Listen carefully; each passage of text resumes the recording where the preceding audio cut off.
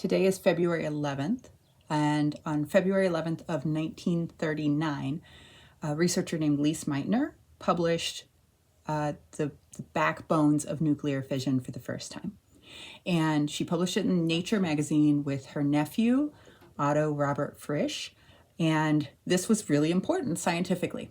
But my Lise Meitner story for today has something to do with that Nature magazine publication, because I want you to understand the context that she published that under, right? So a couple years ago, my kid was at the library, and she found a book in the children's juvenile nonfiction section titled "The Woman Who Split the Atom, The Life of Lise Meitner." And this is a kid's book. And she was like, "I want you to read this kid's book." And she's like 6, right? And I know this book's a little advanced for 6, but like, we roll with it.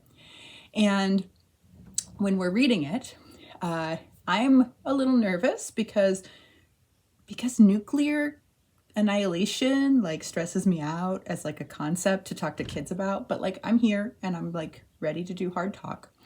And we're reading it. And that was not the hard talk that we had to have while we were reading this book. Because it turns out that Lise Meitner was like in Berlin as a as an Austrian researcher in Berlin, Jewish woman, 1920s and 30s, right? So she published that important piece that was published on February 11th of 1939 under the context of just having like gone through some stuff.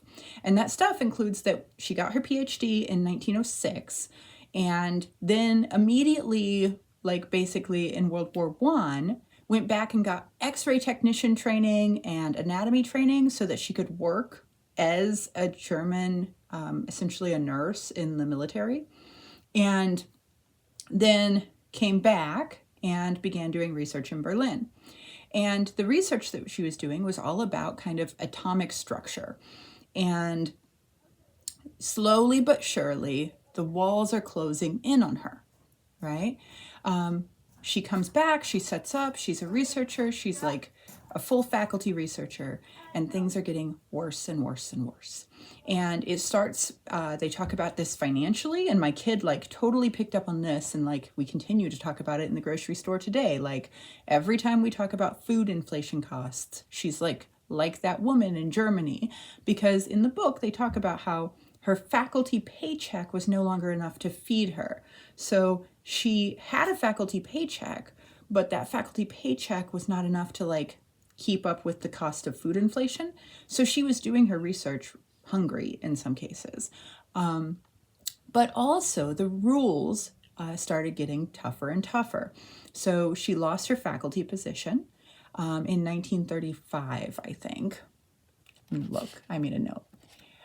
So in 1933, she lost her, in 1933, the laws were passed that would have made her lose her faculty position, except that she was extra protected. She had served in the German military. She was not a German citizen. She was an Austrian citizen. And she had been in that position for a long time.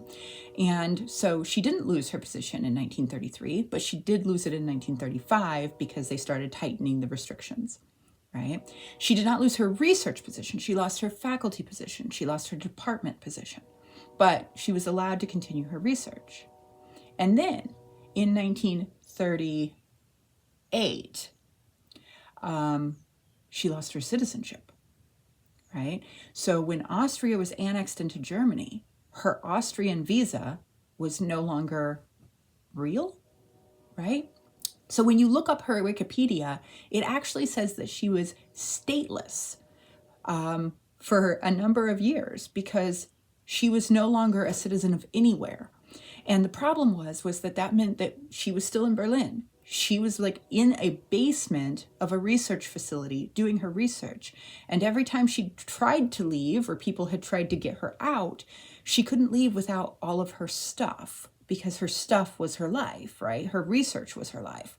She couldn't leave. And in 1938, finally, she hit the wall of realizing that she was in big trouble. She had been allowed to publish up until the last couple of years as a Jewish woman in a specific journal that had still had a Jewish editor, but Springer, the same Springer that publishes and controls research publication today, finally had decided in, I think, 1935, that she was no longer allowed to do research, to publish research, right? She had been publishing with an editor named Berliner, who was German and was Jewish. And Springer came in and actually fired him and said no more Jewish publication whatsoever in that, which is actually why she ends up publishing in Nature in some ways. So that, here we are. She starts trying to get out. She has like a whole team of research scientists strewn across Europe that want her other places. She's brilliant. She's brilliant, right? But they can't get her out. She agrees to go to a conference in, let me make sure I have my dates right because I don't want to say the wrong dates. She agrees to go to a conference in Copenhagen in May of 1938, and she is denied visa access to leave for Copenhagen. And then in June of 1938, she agrees to take a position in Stockholm. And they say, no, you can't leave. You're not leaving. Your visa is not valid. You are a Jewish person in Germany, and that passport no longer works, and you're not leaving.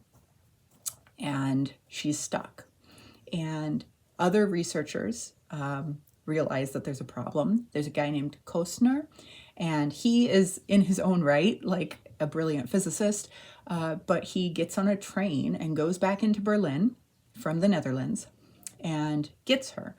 And basically they meet the next morning. She leaves all of her notes, all of her materials, all of her science lab stuff.